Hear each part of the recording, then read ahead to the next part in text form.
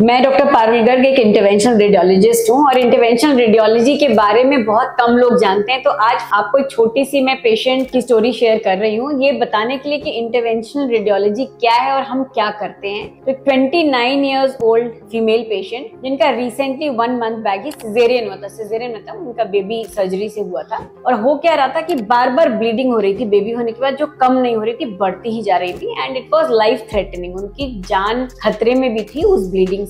तो अभी क्या ऑप्शन था, या तो 29 इयर्स में ही उनका यूट्रस निकाल दिया जाए, जिससे कि क्या परेशानी थी, आगे वो कंसीव नहीं कर सकती थी और बहुत ही कम उम्र में उनका यूट्रस लूज हो जाता। अब देखिए इंटरवेंशनल रेडियोलॉजी ने क्या किया, जब हमने उनका सीटी स्कैन कराया तो उसमें एक आर्टरी में एक जगह फूली हुई थी, मतलब उसको हम एन्यूरिज्म कहते हैं, खून की गांठ कह सकते हैं आप नॉर्मल टर्म्स में। तो आर्टरी फूली हुई थी जिसको हम सूडो एन्यूरिज्म कहते हैं। तो सिजेरियन सेक्शन या सर्जरी के वक्त उसमें कुछ इंजरी होने के कारण वो खून की गांठ बन गई थी और बार बार वो फट रही थी और ब्लीडिंग हो रही थी। तो अब हम लोग एंजियोग्राफी के मीडियम से गए, सिर्फ एक छोटी सी नीडल की टिप के छेद से, ग्रॉइन से मतलब थाई के रास्ते से हम गए और यूट्रस की पतली पतली खून की नलियों में जाके वो खून की गांठ में हमने एम्बोलाइज कर दिया उसको। एक ग्लू होता है जो चिपकने वाला पदार्थ होता है जिसमें कि वो खून की गांठ बंद हो जाती है, तो उसको कहते हैं एन्यूरिज्म एम्बोलाइजेशन। तो उस यूट्राइन आर्टरी के एन्यूरिज्म को हमने बंद कर दिया और पेशेंट की ब्लीडिंग स्टॉप हो गई। क्या फायदा हुआ?